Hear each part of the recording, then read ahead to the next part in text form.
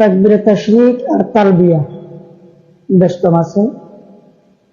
তালবিয়া হচ্ছে হাজিরা, যে লাব্বাইক আল্লাহুম্মা লাব্বাইক, লাব্বাইক লা শারীকা লাকা লাব্বাইক, ইন্নাল হামদা ওয়ান নি'মাতা লাকা ওয়াল মুলক লা শারীকা লাক, এটা হাজিরা পড়ে হজে গিয়ে।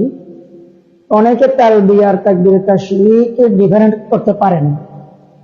তাকবীরে তাশরিক সারা পৃথিবীর মুসলিম উম্মাদের আমল, আর তালবিয়া হচ্ছে হাজিদের আমল।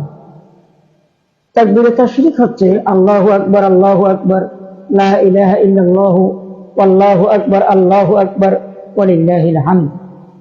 জিলহজ মাসের চাঁদ দেখার পর থেকে পুরা মাস তাকবীরে তাশরিক পড়াটা কথা কিতাবের মধ্যে পাওয়া যায়। যত বেশি পারি অধিক হারে তাকবীরে তাশরিক আদায় করা হজের মাসে।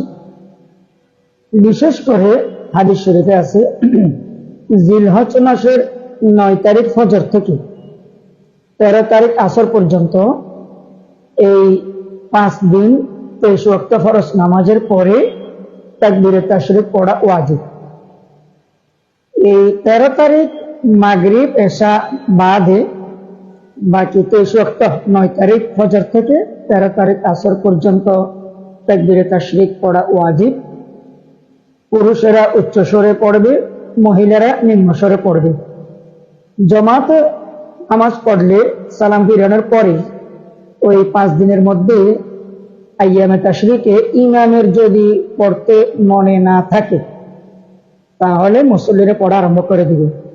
একবার হলেও পড়া ওয়াজিব 9 তারিখ ফজর থেকে জিলহজের 13 তারিখ আসর পর্যন্ত।